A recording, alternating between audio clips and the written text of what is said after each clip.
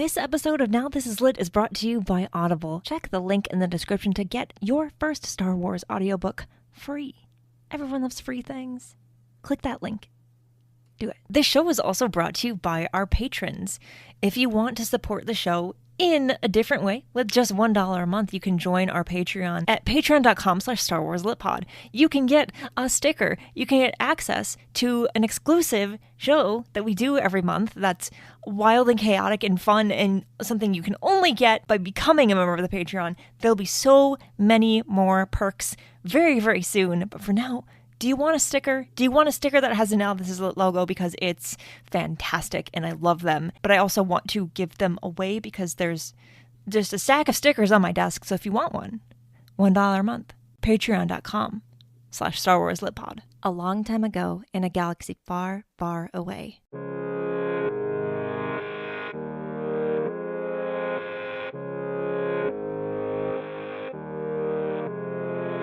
You're listening to Now This Is Lit, a podcast about Star Wars books, the people who make them, and the readers who just can't get enough of them. I'm your host, Meg Dowell.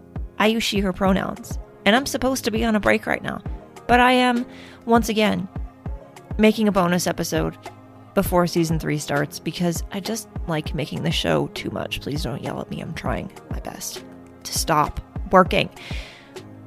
A while ago, something happened to me that I honestly did never expect to happen, which is a listener sent me an email to our podcast email, to the podcast email account.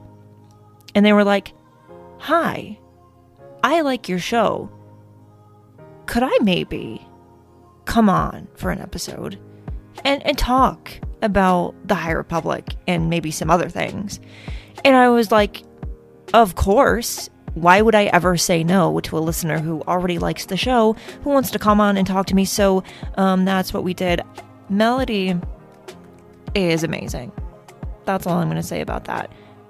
The episode will speak for itself, quite literally. But this is just a fun, casual, and very important conversation about the High Republic and what it means to be included in stories and why these stories matter. I really hope you enjoy this episode. And if you're a listener, and you are, if you're listening to this episode, and you have something Star Wars book related you want to talk about, and you need someone to talk about that with, maybe I'm your person. Shoot me an email. Send me a DM on some platform. I don't care which one. I'm here, and I would love to talk to you. A little bit more of a wait before season 3 starts, but I hope you enjoy this. I've talked too much already. Now listen to me talk to Melody. It's worth it, I promise. The story is, I'll tell the story for everyone listening because they don't know what we know. A while ago, you emailed me, which I think is delightful. I put the email in the show notes, and no one has ever reached out except for like advertisers for like makeup or something that I don't do. And I'm like, why do you want me? But you emailed me and you were like, "Hey, I like your show. Can I be on it in like a couple months when I'm done with school?" And I was like, 1000% absolutely. Because I know I reach out to people sometimes too, and I'm like, they're not going to say yes. And it's, it's hard to know if like your message is even going to be read, but to be clear, I do check the email and I do read it. It is me. So you emailed me and you were like, "Can we talk about the High Republic?" And I was like, of course we can talk about the High Republic. I've never had just a listener on who I don't know in any other context. But that's why I said yes, because this is already, we've been talking for what, like 10 minutes, and it's already fun. It's already great. Yeah, it's a nice vibe. It's really fun. And I just like I don't know what happened. I was just like listening. I thought I heard the podcast email and I was like, yes, I want to do something. I need to discuss something. I am Yes. hungry to get stuff out there. My ADHD brain is like, if I don't ramble this to someone else, my brain will just fizzle. I understand that feeling. That's why I do the show, because I'm like, if I don't talk, I don't know what I'm gonna do. I have thoughts. Um, so anyway, we Hmm. are finally here doing the thing. And we're gonna have a great time. So I want to start by kind of asking you before we talk about the High Republic and all of the fun Star Wars book related things. Wanted to ask you about your kind of Star Wars journey and how you kind of got into Star Wars, how it kind of became a part of your life, and how you started listening to podcasts and how you found this one. Okay. So, well, it started for me, and again, people are not going to like this. It started for me in 2015. So before that, my older brother was heavily into Star Wars. I'd seen him have Lego sets. There's even photos of us at Legoland and me posing with a Lego statue of Leia. And I was just like casually seeing my brother interested in Star Wars, but I'd always just shrugged it off. But kind of like the Force runs in Luke Skywalker's family, it ran in mine, I guess. My dad had my dad oh, I miss him, but I remember like he had VHS tapes that you'd put in a video player. And then my mum watched it and loved it. She was a massive fan, as well as my brother, who had just he had toys, sheets, everything. But The Force Awakens was the perfect time to introduce me. So mum, with her twinkling eyes, looked at early teenage and preteen me and said, Mel, this is Star Wars. So we all went to see Force Awakens. I liked it and I was just instantly hooked. So I did know that Luke and Leia were siblings prior, so that made Empire Strikes Back awkward, Mm. but I loved the original trilogy. And then I went on and on with it. Um, Prequels, not my thing, sadly, but I did love the Clone Wars and that aspect. Mm. But it just became such a strong part of my life after because I could see what made my brother and my mum so hooked. Mm. And even when my dad was around, he did seem to like it too, so much that he watched New Hope with me on VHS. Mm. So it's just such an important thing that I can never let go of. And then when the High Republic came out, and then I caught up on it because I was rather late to the game, it's just made my love stronger. And I was looking for non-toxic areas of the fandom because I've avoided the fandom like a plague because I've just mm, certain parts of the fandom are like, I don't want to talk to you. I don't want to be near you. So Yeah. I looked up the podcast because I'd gotten Spotify. And once I realized they did podcasts, I was like looking at good podcasts to look at. And then I started listening to This Is Lit because I'm madly into reading at the moment. It's one of my special interests. And to Mm. just have podcasts available that are non-toxic about Star Wars books, it was just really exciting to listen to. So yeah, that's my story briefly summed up. Um, the show exists because I also wanted a non-toxic um podcast about Star Wars books. And there are other ones out there, but there was a specific kind of show that I was looking for that didn't exist. And I was like, am I really going to have to be the one to make it? And the answer was yes. I'm very happy though that you stumbled upon it because I always wonder like how do people find podcasts? Because there are so many, especially if you're just looking at Star Wars podcasts.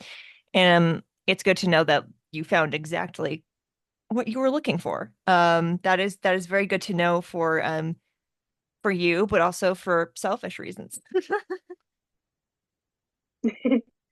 Yeah, thank you. I also saw the Star Wars Books Nerds accounts too, the Yes. ones on Instagram and Face, on Twitter too. So I was like, yeah, this is cool. Yes, exactly. Um, I love how important family is to you and your Star Wars journey because I think there are a lot of examples of Star Wars fans, me being one of them, who pretty much discovered Star Wars because someone in their family already loved it. And you can always choose in that situation, not to, my family's into some stuff I'm not into, but you can always choose to be like, no, that's not really for me. And of course, not every part of Star Wars is always going to be for you, and that's fair, and that's probably good to acknowledge, like, hey, this isn't for me, and move on. Kind of like you in the prequels, you're like, not my thing. That's fine if you like it, which I love that. But as it was the case with me and with you, you kind of were Star Wars was kind of embedded into your life, and so important to someone that you loved, and it just became something that you also love. And I love, love, love that you really got into Star Wars because of The Force Awakens, because that was such an important moment for so many people, because it was pretty much the perfect way to discover, or in some cases rediscover, a love of Star Wars, because The Force Awakens is not only a great movie, but it is a classic Star Wars movie, in that everything that you might be looking for in a Star Wars movie, it kind of has that. I think it was beautifully designed. I love the sequels. I don't hide that fact. There, there are always going to be things about every um, Star Wars thing. You're not going to love everything. And I don't love everything about them, but I do think more than anything else, The Force Awakens can be this um gateway for people to get into Star Wars and then go discover other things, books, movies, comics, whatever it might be. And I love it. So I'm really glad that that's how you got into it. I didn't know that. That's why I asked you, and I'm glad I know. Yeah, it is certainly a story to share. Thank you. All right. So when you sent me that original message, you were like, I want to talk about the High Republic. And we didn't know exactly what about the High Republic you're going to talk about, but we did agree that the High Republic is amazing and we needed to talk about it. So before we kind of get into our topic of the episode, I'll ask you kind um of what you've here, let me think about how I want to ask this. When you kind of got into the High Republic, what was something about it that really kind of just captivated you and kind of made you realize that you wanted to read not just one book, but as many of them as you could? Okay, so I was like looking for books in Waterstones. For those who are not British, that is basically the British equivalent of Barnes and Noble. Okay. And I kind of felt it pull to me. Mm. And when I read Light of the Jedi the first time, I think what really hooked me into this era was how fresh it was Mm. and disconnected from the Skywalkers. Mm-hmm. Because Luke and Leia are like some of my favorite characters, but Yeah. it's also just more fascinating to see eras before that and before the Skywalkers. Mm-hmm. And the characters, some people in reviews said, oh, it's too crowded. But Mm. I kind of disagree because the characters have all their own unique quirks, personality traits and struggles. My issue with the prequels is that the Jedi felt too one-dimensional at times, Yeah. Yeah. which was kind of the point. Now Right. I realize it was from Anakin's perspective, reading other books like Brotherhood.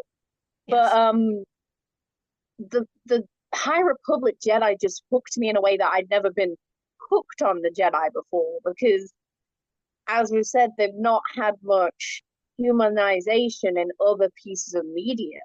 Yeah. These Jedi are flawed. They grieve, they're passionate, but they're also willing to stick to the code. And I loved some of the Master Padawan dynamics too. Yeah. So I just knew that I had to keep forward with it. And I also just needed a book series to get hooked onto, because the last one I tried, the author, we won't mention her name, but she Mm-hmm. didn't turn out to be a very nice person. Mm-hmm. So once I found something so enriching as the High Republic, I was like, even if it takes me 5 years, because there's other stuff on my TBR I want to read, Yeah. I will read all of it. Yes. It took me a minute to figure out who you were talking about, and then I was like, yeah. I got it. We're there. We're there. We're there. Yeah. But I always try to tell people because especially with the High Republic or especially when the Acolyte was about to come out, so many people were like, well, what do I need to know or what do I need to have read before this or how fast do I need to read it? I'm always so I try to tell people like reading should be like reading can be a community aspect and in a lot of ways it is. You might be reading the same book as someone else or you know people who have also read it, you might talk about it, but it's also such an important individual experience. And I think when you're reading, the act of you sitting down and reading a book, it's you, it's the story, it's the characters, and it's the author. And I think in that moment, as important and fun and enlightening as it can be to talk about books with other people, the act of reading it has to be on your terms and it has to be at a pace that works for you. You have to be reading something that you want to be reading. Like, I never think, like, my TBR earlier this year was also very long. And I don't think that in that case, even if it comes to Star Wars, you should never feel like you have to read something when you rather be reading something else. Um, it's hard when you want to keep up with like the new releases or whatever it might be, but I always try to tell people like read what you want to read at your own pace. If it's Star Wars and if you love it, you will get to it eventually. And I always say that when you're done reading a Star Wars book, there will always be someone around who is also either recently or a long time ago finished that book who will, of course, want to talk about it with you. So you're never missing anything. Reading a book can kind of feel like an event, especially online, but it's not. It's up to you, you know. Mm, It is. Especially with it something is. like the High Republic where um Mm, it's a lot it's a lot. It's good, all the characters are so well done. The story just keeps getting better and better. But sometimes even I read a High Republic book and I'm like, I need to go read something else and kind of cleanse my palate because it's a lot emotionally. A lot happens in every book, and it's very good at moving the story yes. forward or you getting to know a certain set of characters really well or whatever the focus of the story is, depending on which one you're reading, but sometimes you just need to like step away, and that's fine. I'm really glad that in phase 3 they're kind of scaling back on how quickly they release books because back when they were doing like almost like 3 at a time, like the waves would all kind of come out around the same time, like within a couple months of each other. I'm glad they're not doing that anymore because it was too much. And I love the High Republic and I love Star Mm, Wars books, but it really did start to feel like I'm racing through these books, and that is not what I want to be doing. I want to be sitting down with them and enjoying them.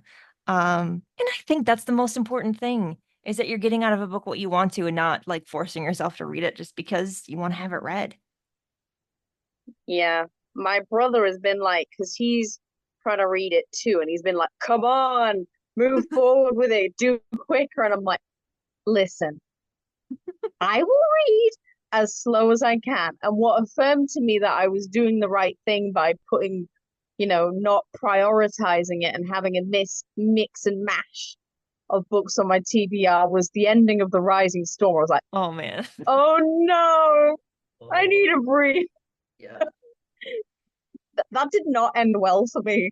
When people No. were pulling funny faces about why me caring about Loden and Belle, I was like, oh, now I know why. Um, no, no, no, no. Oh, I'm really glad that you like didn't have that spoiled for you. Because some people are just not good at that, at not spoiling things. And I'm like, I try to be as like spoiler free online as I can be because I'm like, I don't want to ruin it for somebody. I mean, it's a big thing, but also I think there are also a lot of people in like the High Republic community, especially who like do try to be like, especially with new readers, to be like, oh, you love these characters? Great. I'm happy for you, and just not saying anything else. Yeah, that's what I've had to like. If I've seen spoilers, I try to forget about it, and it's Yeah. really like paid off going completely fresh in. Yeah. For example, so as of this podcast, if we ever do a follow-up, you can get my thoughts. But I'm up to Race to Crash Point Tower, and I'm Okay. rereading A Test of Courage because I love that book. Mm-hmm. And I was reading Rising Storm, and I connected to Stellan Geos, Mm-hmm. and tons of people on the non-toxic fandom Facebook were like, "Oh no, yeah, he's a good character. Just wait to Fallen Star." And I'm like, "What?" And then I ordered Fallen Star because me and my brother are sharing the books, and looked at the title, remembered the hints in Rising Storm, and went, "No, no, no, no, no, no." So I'm very excited to go into that fresh. Don't react. It's a good thing our cameras are off. Don't react. But I have a feeling the fallen star is a literal sense of, yeah. So it's a good thing I'm not spoiled, because if I knew, I wouldn't be feeling so anxious. This is me not reacting. I'm using my neutral podcasting voice. I'm not making faces right now. You can't see me. Um, I think that's the thing about one of the things that I love so much about the High Republic is they take the time to really invest you in these characters and what they want and who they are and maybe what their past is and what and where they're trying to move forward to. And like regardless of how those characters end up, where they end up, what they end up doing, you still love them. Or you love to hate them, you know, whatever whoever it is, however you're supposed to be feeling about them.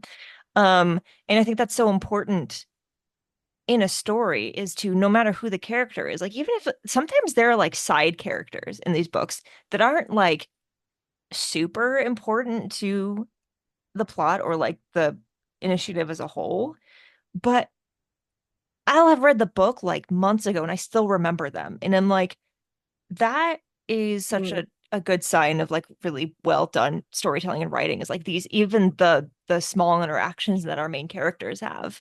Um, they're impactful and you don't forget them. Yeah. yeah. Like I read Rising Storm in January, and I still remember the sweet subplot between the Chancellor's son and one of the ambassador's sons. And Yes. then I also, reading each book, the droids have been my favorite. So step away, BD1, step away, R2D2. These droids are just hilarious that it makes me feel bad for C3PO. They're so good. They're such good droids. There are a lot of good droids in Star Wars, but I really do think the High Republic just has nailed um how good they are. Do you have a favorite one? Rereading, I did like the droid in Race to Crash Point Tower, Mm, yeah. but I think something is 16. It's been like is I even finished this book a few days ago, and but V J6 Yeah. J6 beats out V16 to me, because J6 Avon's droid is so funny Yeah. throughout throughout A Test of Courage. Like Yeah. everyone just like, she's clearly been altered, but we're just going to ignore the fact that the child autistic coded genius altered her programming. But her programming is just so sassy and snarky to the point that I'm like, ooh, your C3PO, if he had the good wits and tolerance to Yeah. cope with the abuse he gets from all the human characters, she won't tolerate anything. She's even like to the Nile, watch where you're going. And I'm just like, it's so funny. It breaks me out of the stories sometimes. No, I love that. And like you need that. You need that in the High Republic. You need like a character like that who's going to make you laugh. Because there's a lot of tragic things happening in these books. You know this. You're far enough in, you get it. You understand. Yeah. Like, oh man. Like, each ending just gets more and more devastating. Yeah. Oh man, like if people understood what it's like going in Rising Storm fresh, oh, they're reunited finally after that kidnapping clip. No, he's dust. They No. would just be like, yeah, it's tragedy after tragedy. Like Yeah. I picked up a test of courage and I was like, this is middle grade. Surely this will be fine. Emery's master instantly dies in the first 20 pages of the novel, and I'm just like, Yeah. these poor characters, especially Padawans. Padawans seem to get it real bad. They really do. That's one thing I love about the middle grade books in High Republic so much is like, the Padawans especially have been through so much, but like you really get inside their heads and kind of get to see what's going on from their perspective, and it makes it even more sad because you're like, oh, like they're just trying to figure out what's going on and how to deal with it. And it's hard. And I think those get even better as you get into phase 2 and phase 3. But that's just me. You got a while to go then before you get there, but that's okay. That's okay. Yeah. Um, I've got a while to go, but I'm waiting. And Out yeah. of the Shadows, people have had mixed reactions to that. But from the extract I saw, I think I'm gonna like it because Mhm. I loved Into the Dark and the Yeah. crew there. So I'm pretty positive that I'm not gonna be mixed as everyone else Yeah. because all of the High Republic books have been over 4 stars. Most of them have been 5 star, with Race to Crash Point Tower being 4.5 stars. So yeah, I'm Mm. loving this series. I don't see anything. I might be jinxing this, but I don't see anything stopping me. Hmm. Um, I will say about Out of the Shadows without spoiling anything, I also don't really agree with I don't share the same opinion with a lot of people who say that they didn't love it as much. I thought it was great. Um, I love the characters. And I think you will too. I love the character relationships. I love like the whole plot. And it builds a foundation for things that are going to come later with these same characters. Um, so I think you're going to like it. I think, yeah, that's it. I think you're going to like it. Fingers crossed then. Um, yeah. Oh, um, yeah, it's hard because so much is happening in these books, and you want to feel sad about it, but like you also have to wonder, how is all of it going to end?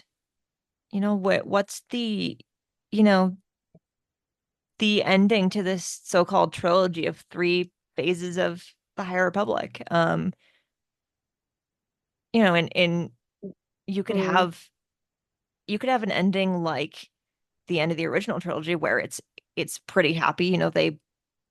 Um, the Death Star is gone, Emperor's gone, Darth Vader's gone.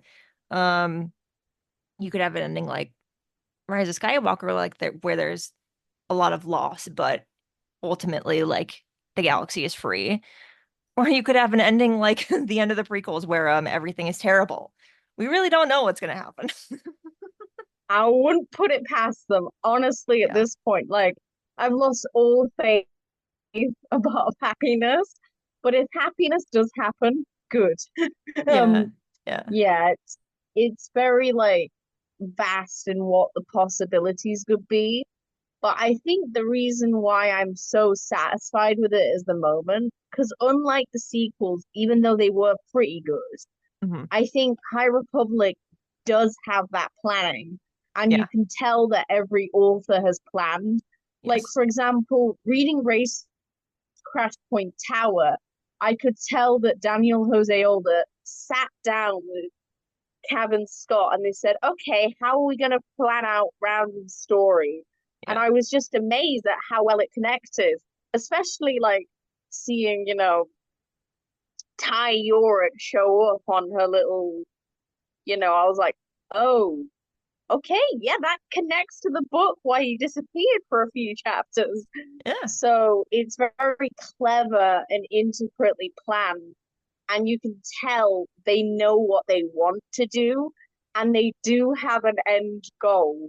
Whether they emotionally destroy us Hmm. or it's so hopeful and we can cheer that the Nile are gone, who knows? Yeah. But whatever they have planned, I am surely and will be buzzing with excitement. Yeah. It's, because you think of the ending of Revenge of the Sith, and it's sad, and it's, so much tragedy has happened and there's been so much loss, and you're sad, but also like the whole point of that movie and the ending of that part of the story is there is hope at the end. There's the twins who are the basically the galaxy's last hope. And if you've seen the original trilogy, the rest of that story. But so even in like that tragedy, there's a little bit of hope. And I'm hoping that that is kind of how they model the end of the High Republic, which is, yeah, even if it is really sad, which it probably will be, we know how things go now. There'll be a lot of sadness, but I hope there is that little bit of like, oh, like it's gonna be okay, there's still hope somehow. Um, it'll happen. We we know of at least one character who survives because of the Yeah. acolyte. So there's that. Um, yeah, that is hopeful. And I just watched Star Wars Explained. There's theories that Venestra is the Sith Lord, and I'm like, no, no, do not character assassinate her. Which I don't think they will, because they Yeah. invited the authors to the premiere, and if the authors heard what happened, they'd be like, Leslie. So I think the acolyte is also kind of hopefully gonna face it, do Venestra justice. I mean, Yeah. Venestra's like so it's so interesting to see her now 100 years older, the I assume Grand Master of the Jedi Order. Yeah. um I think the actress playing her is doing a wonderful job, and it's so nice to see Venestra come to life because Yeah. she's one of my favorite new characters next to Belle, Yeah, me because too. she's so much like Anakin but in more thicker, complex layers. Like, Yeah. she's a prodigy, but the Jedi have tried not to pressure her too much. Right. Yeah, no, I love her character, and obviously we don't know where she's going to end up by the end of the book series, but we do know that where she ends up, at least so far in the Acolyte, and it'll be interesting, I think, to now see kind of like filling a little bit of that gap where like you may have a better understanding by the end of the High Republic books, um, or at least the main series as far as we know it, how she kind of might get to where we see her in the Acolyte. I think Star Wars is really good at that. When they tell stories out of order, there's that opportunity to go back and tell a different story that kind of deepens your understanding of the story you've already gotten. I think that's one of the best things that Yeah. ever happened with Star Wars is telling stories pretty much backwards sometimes. It just makes it much more interesting, and you may not understand fully why something is the way that it is until you go back and you tell a different story, and then you're like, oh, that's why Darth Vader became Darth Vader. I think it's good. Hmm, definitely. So, should we go into the main topic? 30 minutes in, sure, why not? Yeah. No, it's good. It's good. I love talking about the High Republic just in general because everyone goes into it with a different perspective, and everyone brings their own experiences to it, and everyone connects with different characters for different reasons, and that's why if someone doesn't connect with one character for some reason but they connect with another one, like you never know who's going to connect with that other character, because everyone is different and every reader coming to it is different. So I love hearing about what things stand out to different people, what stories they like, what characters are their favorite, what really draws them in. Um, and so you mentioned that one thing that you really appreciate about the series so far is how welcoming and inclusive it is. So that's what we're going to talk about. And we can kind of start with kind of what about that really speaks to you, or why is it so important to you that is, because I agree, that's like the High Republic in a nutshell, is welcoming and inclusive. And we can talk more about that. Yeah. I think it's just the aspect that it's so like Star Wars. I've never got people saying like, "Oh, why does Finn exist?" for example, or this diversity is annoying. But it's not. It's so important to have representation in books and on the screen. And I love that the High Republic like isn't making a big deal about these characters. They just exist and they're here. Yeah. And it's still an important milestone, but they're not woke or out of place like people claim. Yeah. It's showing what our reality really is and reflecting it in the Star Wars universe. Yeah. Like the only thing I've slightly felt a bit little off by is I can't remember who I've seen, but these twins, non-binary twins from the comics, and then I was like, is that the only non-binary? And then everyone introduced me to Cantum Psy, and I was like, yes. So I immediately forgot about the twins, and I was like, Cantum, yes, because Cantum, I love them. Like I've not even picked up most of the comics. I should if I had room storage. Yeah. But I love Cantum Psy, and I'm just so happy there is a non-binary Jedi Master. It means a lot to me.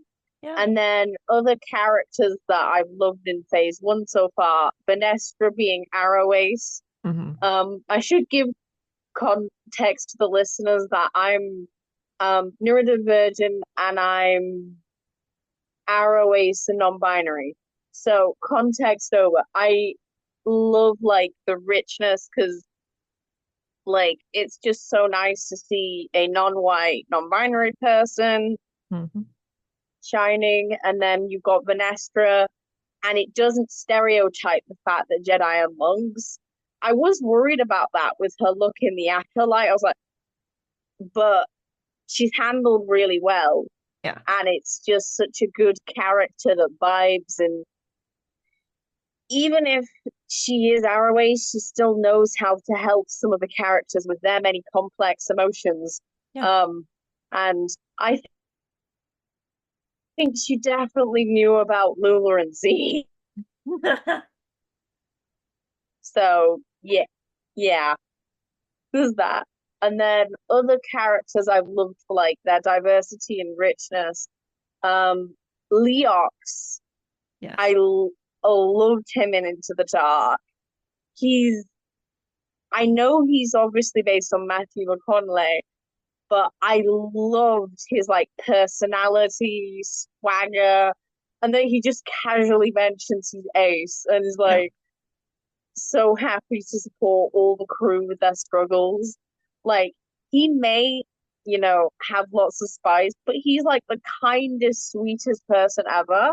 Yeah. And everyone, that is what the Ace community is like. We have hearts of gold, I promise you.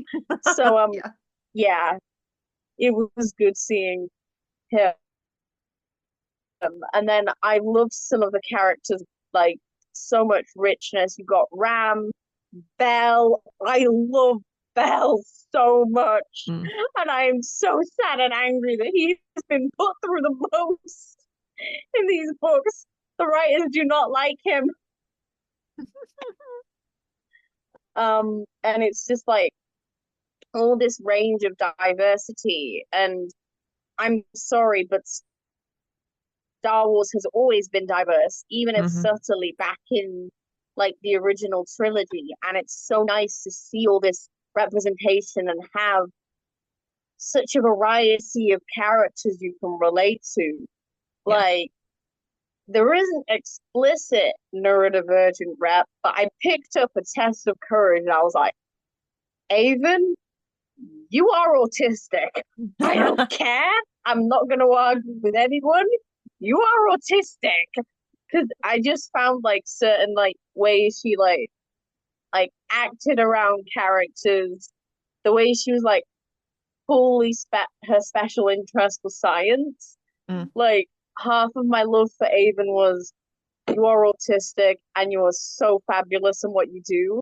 The other half was you are basically responsible for the Death Stars in the original trilogy and you should No. feel sorry for yourself. One of my favorite characters in High Republic. From the moment I met her, I was like, I must protect you at all costs. Yeah. I'm I'm so I'm so excited. I know she's in Mission to Disaster, Mhm. but I'm so excited to see more of her. She's just like, oh man, she was amazing. Yeah. I was like, are there gonna be non-force sensitive characters I enjoy? Yes. Yes. She's like peak. And Ram, I really connected with him too because he is the least Jedi character. Yeah. He's just a mechanic. He's got his like robes all greasy. And I love the fact that anyone can cosplay him. My mom even looked at the book cover or a photo of him at one point and she was like, he looks like you. And I'm like, uh, uh, uh, listen, my biracial genes are good, but they are not good. My skin is not that dark, and I unfortunately do not have your hair, Mum. I don't see the resemblance, but then I think the point is my mum was probably saying like more representation in Star Wars is there. And look, it's great. You could potentially be that character. Yeah. So I shouldn't have said I don't look like him, but it was I think that's what Mum saw. It was great to see those characters on the book covers. Yeah. And I immediately was the most excited I was before I discovered all the other diverse rep was when I saw Elzar Mann, because I'm olive skinned, Mhm. and my complexion, depending on the time of year, varies. But seeing another character like me who's olive skinned was just like amazing to the point that when people are fan casting him, I'm like, guys, remember he's Yeah. not white. Yeah. Exactly. Because I'm just so happy he's here. And it's like, people, I completely get the toxic fans were like, but you've always had those characters. You've had Luke, you've had Anakin, you've had Obi-Wan. But these Mhm. characters are stuff that I can properly see myself in. Yes, I love Leia and Ahsoka, but it's great to finally have characters that I can relate to personally. And I think the issue is people don't understand that Star Wars is for everyone and that Yeah. everyone should have something. And that's what the High Republic is. I Yeah. think one High Republic cosplayer said it best.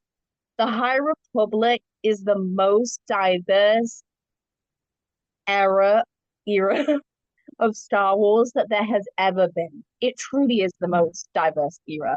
Yeah. Yeah. It really is. And it needed to be. And I'm glad that it ended up being that way. And it just continues to get better and better. And I asked the original five High Republic authors about this, about why why being inclusive and why including this diversity was so important to them. Interview never saw the light of day, but I did ask them. And pretty much their answer was, I mean, it's reflecting our world. It's reflecting how things are. Like, it's not, this big splash. It's not a huge deal. It's just, this is the way that it is. This is how people are. This is, it's just representing the differences in people and how we live and how we interact with each other. And that was so important to me because, so many people like to make a huge deal of it in the wrong way. Like, yes, celebrate it. That's a good thing. But when people seem to have like a problem with it, um, my response to that is always, well, you've never had to look for yourself in a story because you've always been there, kind of like you said. And until you find yourself in a situation where you're looking for yourself in a story and you don't see yourself, you don't know what that feels like. Um, you know, people Mm, who look like or share experiences with Luke Skywalker never had to wonder, like, oh, I wonder what it would be like to be in Star Wars. Because they're there already. And until you feel that feeling of, oh, am I ever going to also be there? Am I also ever going to feel represented? You don't understand. You don't understand that. Um, and then there's that moment of, oh, like that's me. Like I see myself in this character, or even, this is, I relate to the story because I've been through this. Whatever representation entails, it can be a lot of different things. Um, if you get to have that moment of, oh, like I understand it, this is something I feel like I can relate to and understand, like that's a feeling unlike any other. And mm, if you've never like had that feeling of I've never felt this before and now I do, you also don't understand it. So you know, when a certain segment of the fandom that we won't talk about too much says something like, "Oh, this is not my Star Wars," I'm kind of like, "Yeah, go enjoy whatever you need your Star Wars to be. That's fine. mm, Go do that, mm. and we'll be over here enjoying the Star Wars that is for us. It is for everyone, but if you don't want it to be for everyone at the same time, go be in your own space. Um, because there's Mm. nothing wrong with people existing. Um, Exactly. there's nothing wrong with it. Um, it's so hard to, it's good to talk to someone who understands that. So I'm glad we're talking about it because, and people are listening to this conversation too. So hopefully maybe they'll understand it better as much as you can. It's hard. Um, but a lot of Mm. people who haven't experienced that just they don't get it, and unless you really want to make the effort to understand and listen, and um you're not going to because you haven't had that lived experience. It's hard to be on either side of it because you could even be someone who hasn't experienced not seeing themselves in Star Wars, but you want to understand what that feels like. But no matter how much you might want to, you may not, just because it's not because you're not trying. It's just because you don't get it. You don't get it. But we do. So Yeah, we do. And it's just like so great. Like, it's important people realize it too. And what I realized about Star Wars, as soon as like I saw the prequels and I was like, ew, and had a major problem with Revenge of the Sith, but a lot of people loved it, I realized, okay, that story's not for me. yeah, And I immediately turned over and went to just put on Clone Wars, which I resonated with more because I love Ahsoka and I yeah, love her character. I didn't love her first appearance, but I love her character throughout all the seasons. Um, I really need to get on that full watch, but I resonated that more because I'm more people would say woo, and I like anti-war stories and showing the consequences of war and the full fleshing out of this Clone Wars that suddenly happened in episode 2.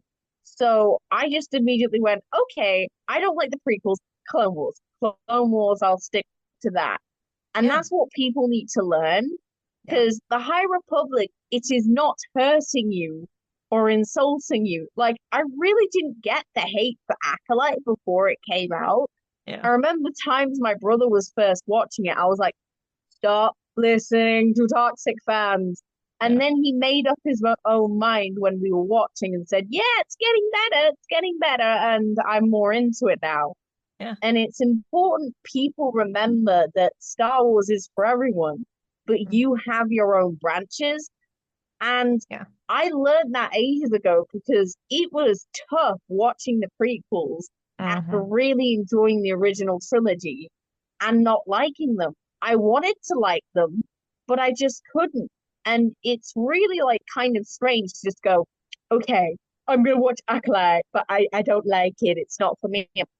Step Yeah. back. Yeah. That was the first thing I needed to do. And now I found something I absolutely love.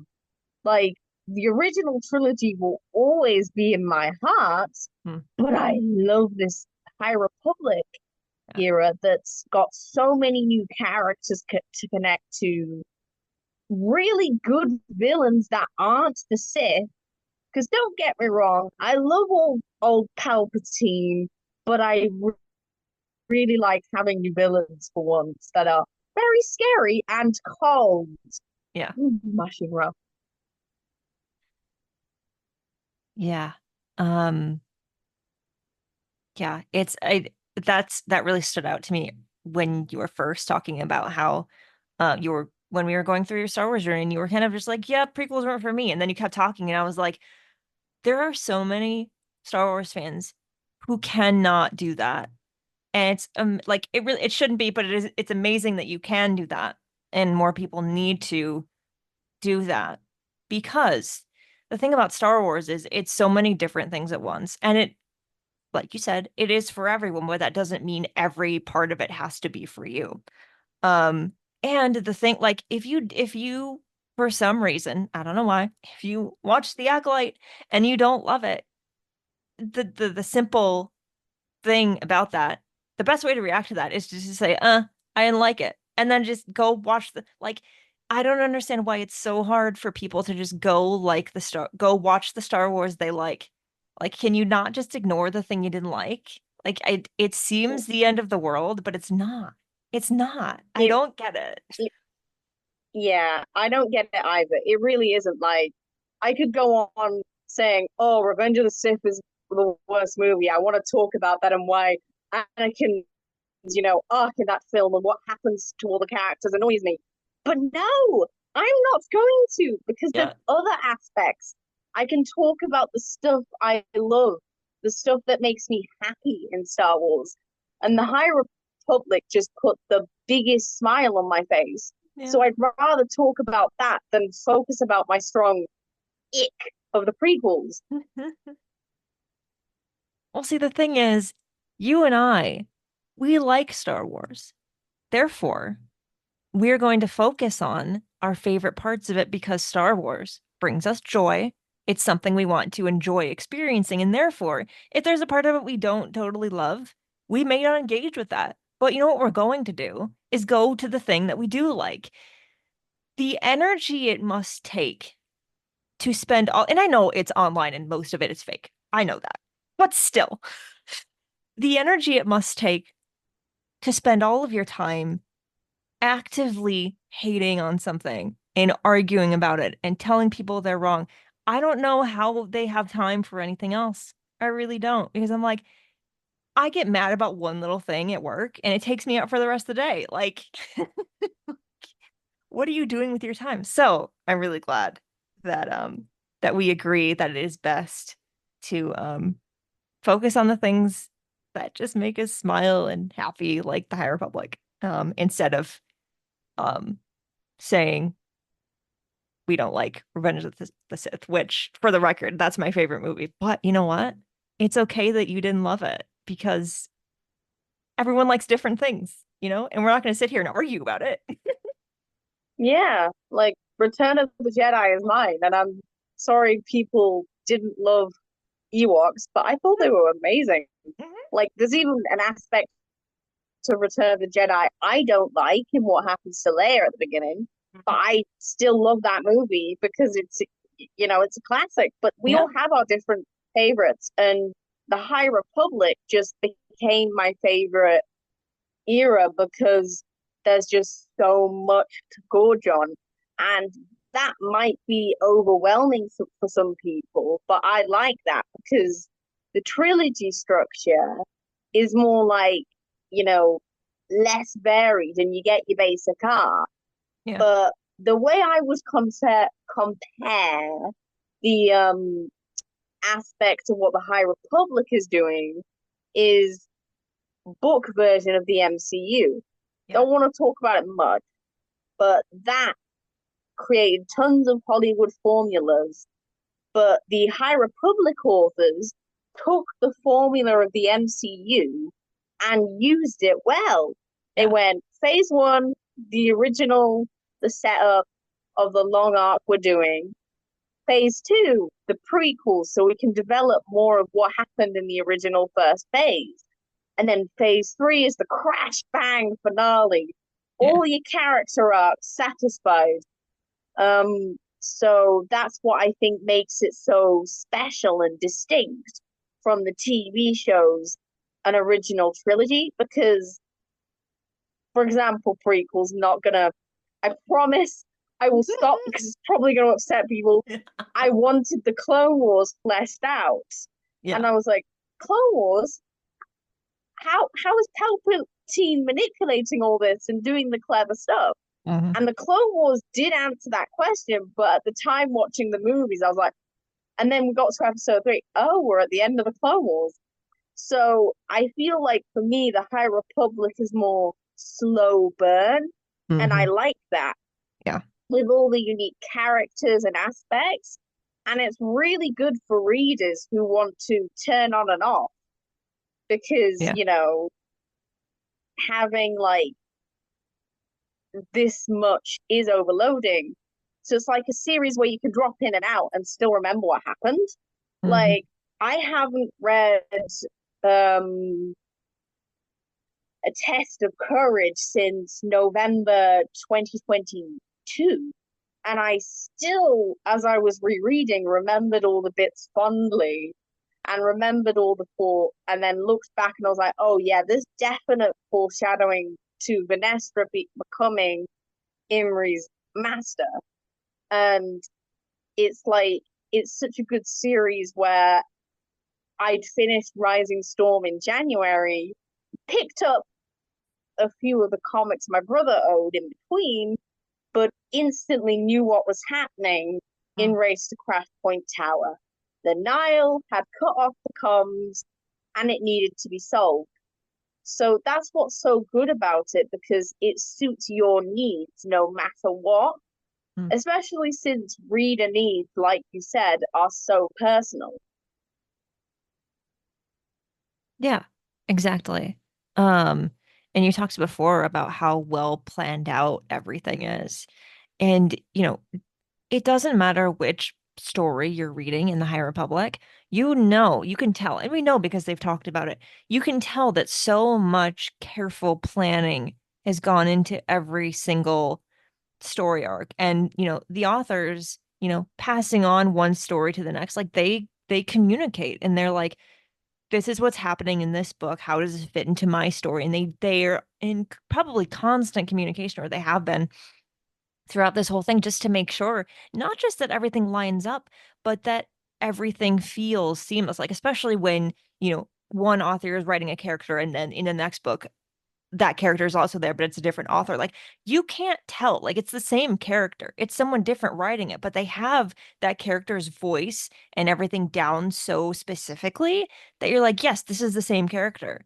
And it's because of that collaboration and that planning that they're able to do that. And that's what amazes me about the High Republic the most, is like all the behind the scenes, like, this is how we put it all together. I mean, they were working on this for a long time before we even knew about it, because that's kind of what it takes to put together something like this, where you may know the beginning, middle, and end. You may know the major things that happen, but with every story, you still have to plan, you know, coordinate and decide when things are going to happen, how, where is this character at this point in time. And it's seems so complicated, but like in that really cool, like, I'm obsessed with this way. Yeah.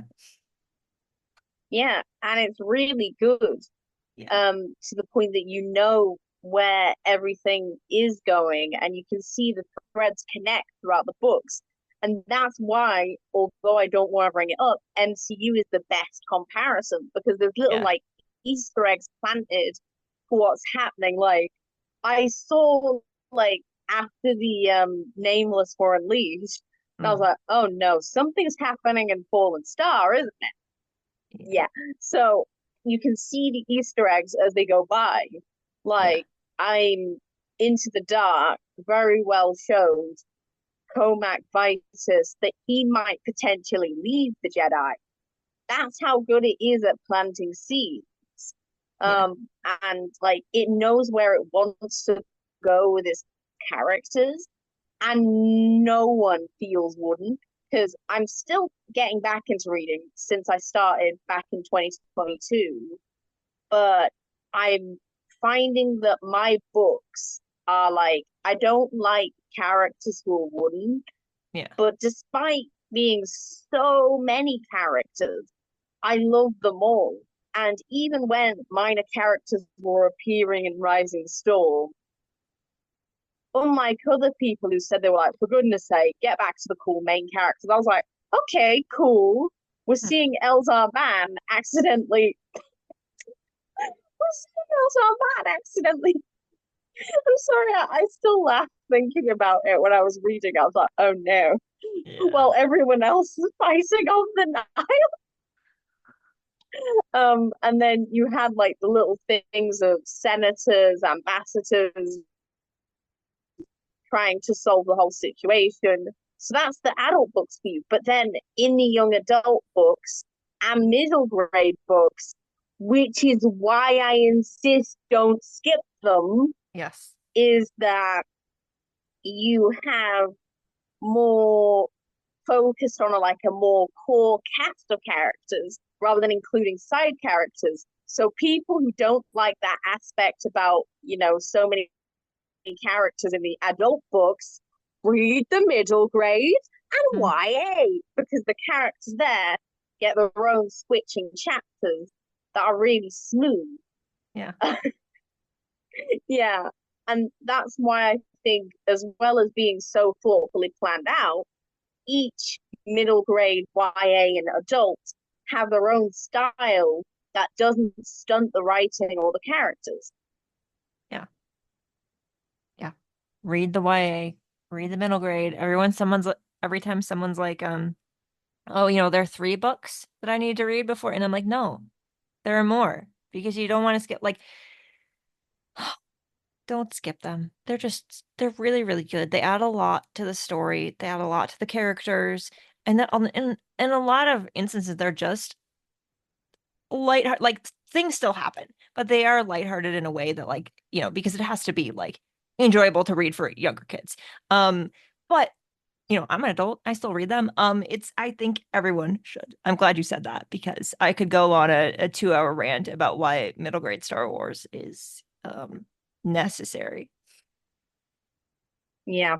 I said in my reviews that what I liked about both Race Crash Point Tower and A Test of Courage is that despite it being middle grade, it was still heavy and Yeah, wasn't afraid to like shy away from what was happening, but right, doing it in a way that wouldn't scare younger kids.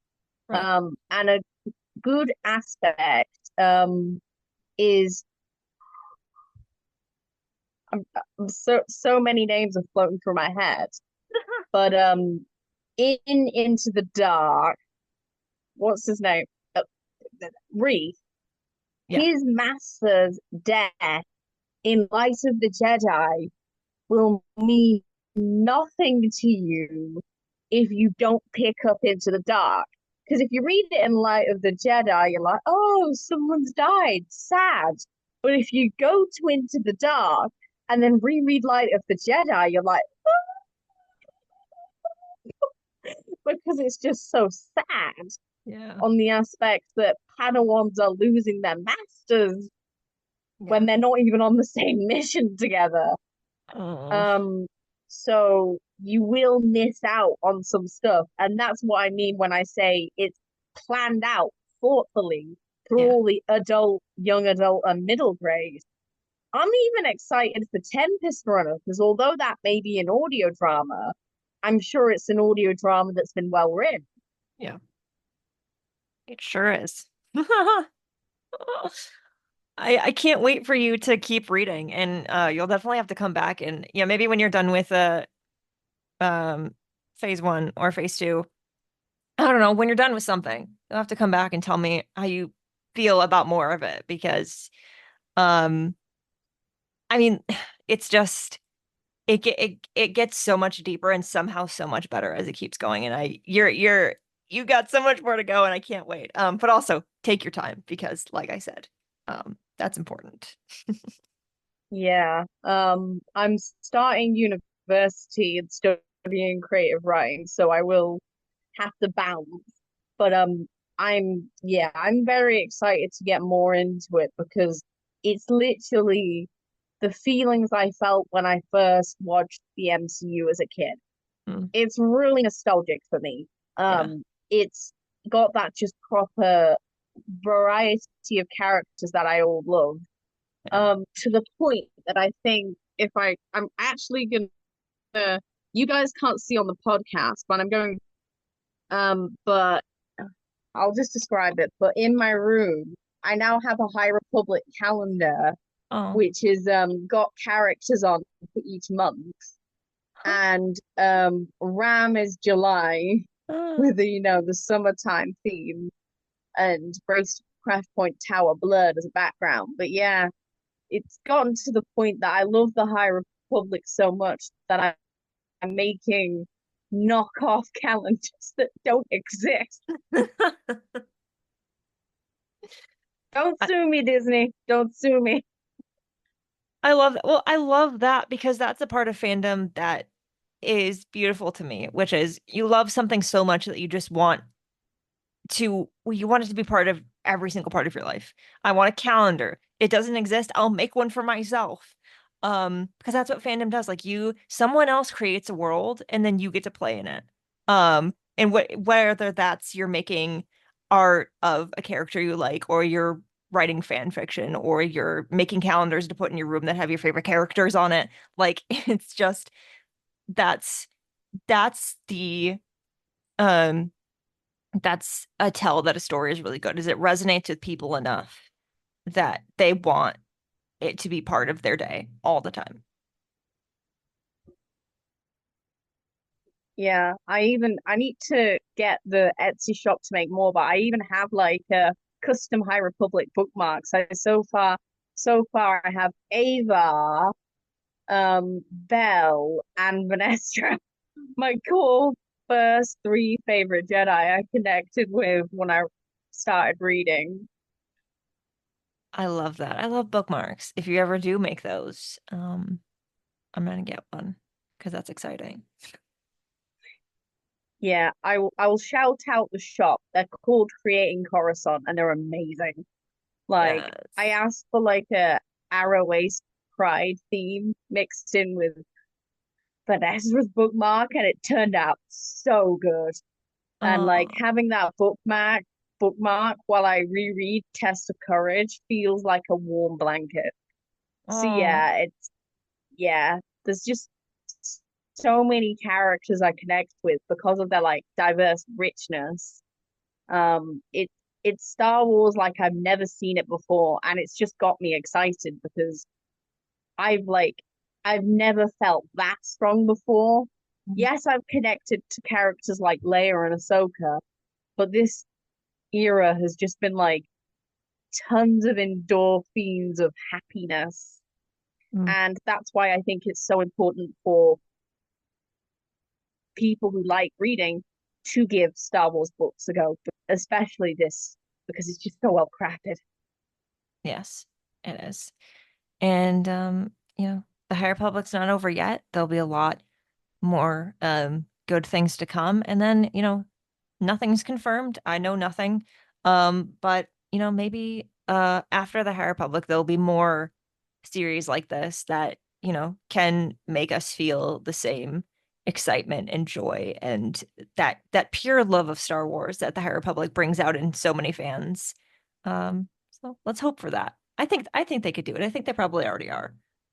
Again, I know nothing. I'm just assuming. I hope so too, because man, it's just like, whew. And it's really great, like posting my reactions and seeing people say, "Oh, you're gonna love this. Oh, it's great that you're connecting with this character. I'm totally not implying something happens to them." And all that. Like, it's nice to be in the safe spaces, just talk about it and see people who have read these books look at someone like me who is going in completely blind Mhm. and being, being like able to have that discussions because someone else was talking about Rising Storm spoilers and I was able to chime in. I didn't see that coming. They completely tricked me into thinking Loden would live. So that's the joy of it, and that's the beauty, and that's what I think people need to understand. But they unfortunately won't if they've already seen themselves in Anakin, in Luke, in Obi-Wan. Right. Exactly. I think, if you're listening to this and, um, you haven't really given the High Republic like a chance, you should do that. Um, or like recommend it to someone who's like, no, I don't know if I want to read that. Give them Light of the Jedi, tell them to try it. You never know what's really gonna connect with someone and resonate with someone and make them want to read all of it. I mean, I know of people who were hesitant about it and then they read Light of the Jedi and they were like, what's next? Give me the next one. I can't get enough of it. So Yeah, yeah. Light of the Jedi.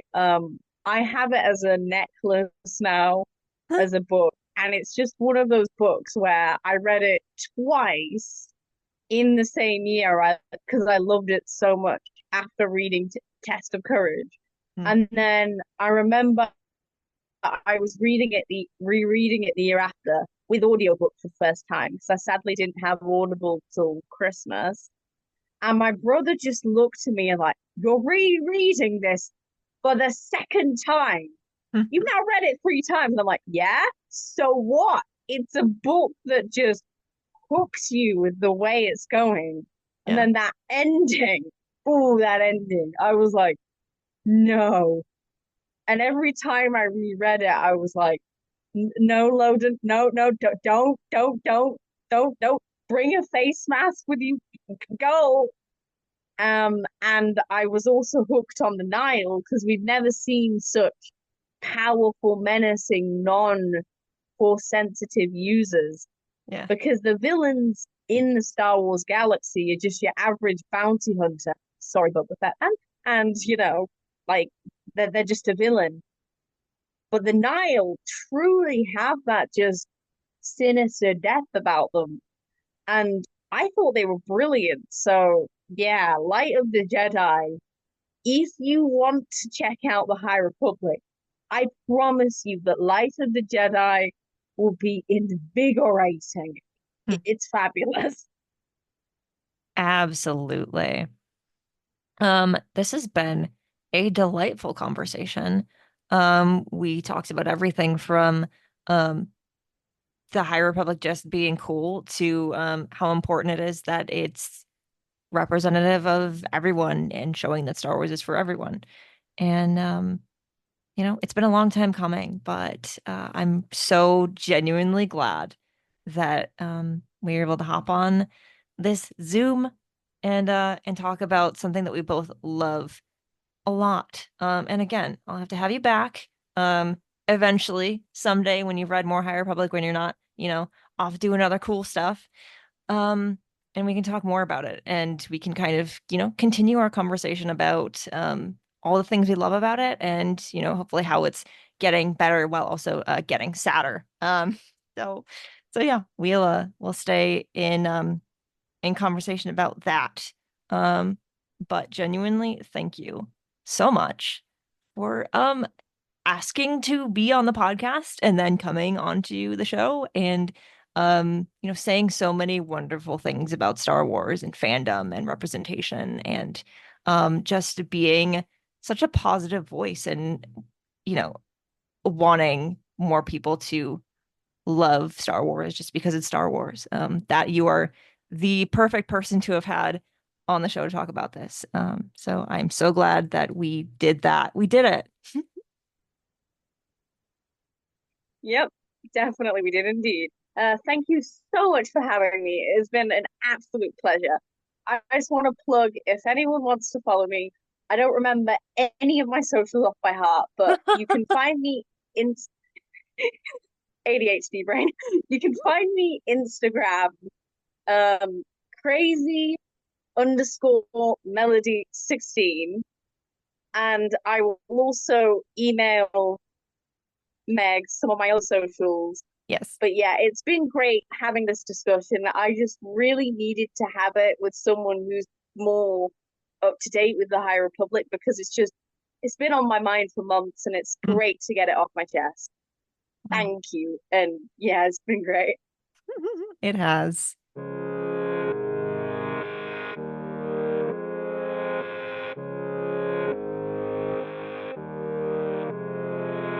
Now This Is Lit is part of the Faraway Fandom Network. It is produced by Devor Montum and written, hosted, and edited by me. Jose Jimenez designed our podcast art. You can keep up with the show on Substack and Now This Is Lit, and find the show wherever you get your podcasts.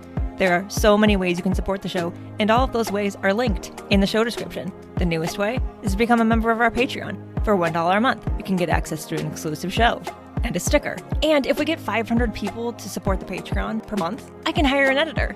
That would be great for me, and maybe for you too.